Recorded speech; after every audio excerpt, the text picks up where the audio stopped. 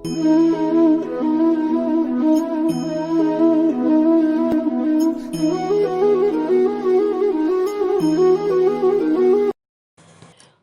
कृष्णा। आज हम आश्विन कृष्ण एकादशी, जिसका नाम इंदिरा एकादशी है, उसकी कथा का विस्तार कर रहे हैं। ध्यान पूर्वक सुनिए।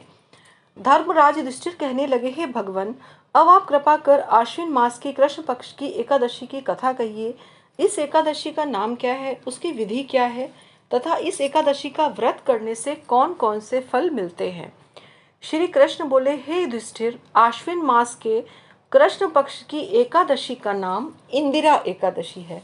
इस एकादशी का व्रत करने से समस्त पाप नष्ट हो जाते हैं तथा नरकगामी पितरों का उद्धार हो जाता है। हे राजन, इस एकादशी की कथा सुनने मात्र से ही वाजपेयी यज्ञ का फल प्राप्त होता है।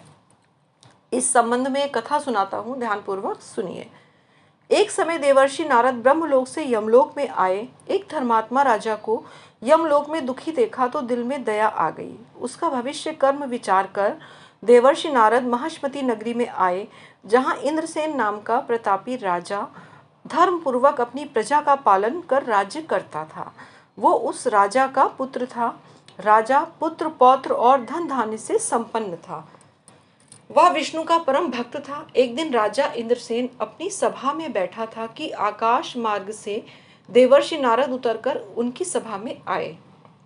नारद जी को देख राजा हाथ जोड़कर खड़ा हो गया और विधि पूर्वक आसन व अर्घ दिया।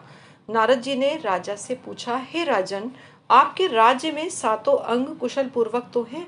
तुम्हारी बुद्धि धर्म में और तुम्हारा मन विष्णु भक्ति में तो रहता है ना? देवर्षि नारद की ऐसी बात सुनकर राजा ने कहा, हे महर्षि, आपकी कृपा से मेरे राज्य में सब कुशल पूर्वक है तथा मेरे यहाँ यज्ञ आदि कर्म हो रहे हैं। आप कृपा करके अपने आगमन का कारण कहिए।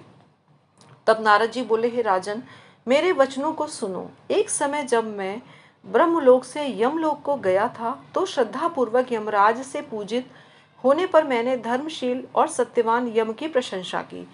उसी यमराज की सभा के मध्य मैंने तुम्हारे पिता को बैठे देखा। तुम्हारे पिता महान ज्ञानी, दानी और धर्मात्मा थे। मेरा मन उन्हें देख दुखी हो गया।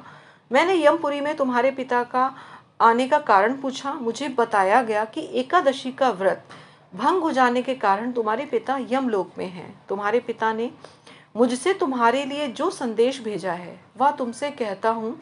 उन्होंने कहा कि पूर्व जन्म में व्रत भंग हो जाने के कारण मैं यमलोक में यमराज के निकट रह रहा हूँ।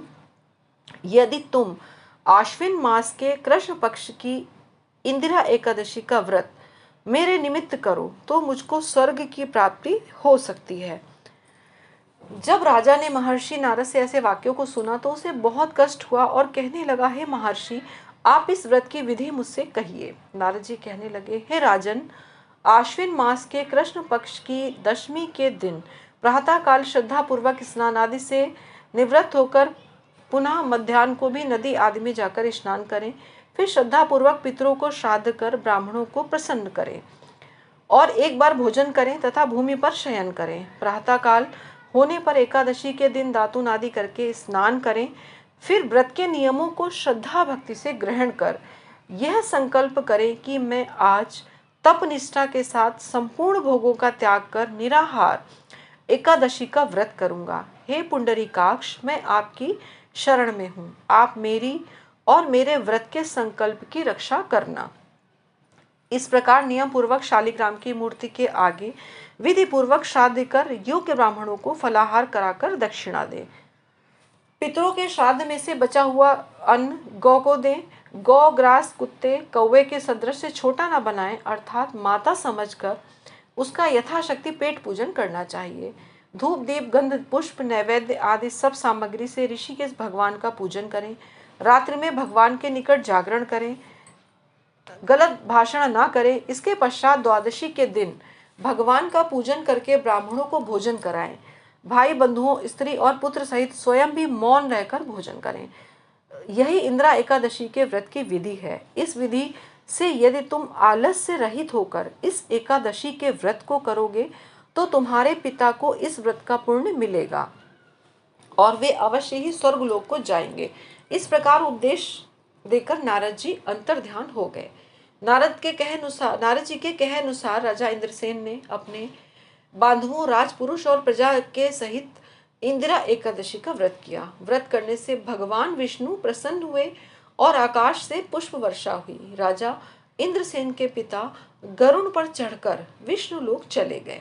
राजा इंद्रसेन भी एकादशी व्रत के प्रभाव से अंत काल तक निष्कंटक राज्य कर अंत समय में अपने पुत्र को सिंहासन पर बैठाकर स्वर्गलोक को गए।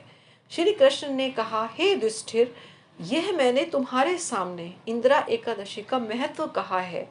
इस कथा के पढ़ने या सुनने मात्र से मनुष्य के सारे पाप नष्ट हो जाते हैं और सब प्रकार के भोगों को भोग कर अंत में मनुष्य स्वर्गलोक में जाकर वास करता है। हरे कृष्णा कृष्ण कृष्ण हरे हरे, हरे राम राम राम हरे हरे। हरे कृष्णा। जय जय श्री राधे।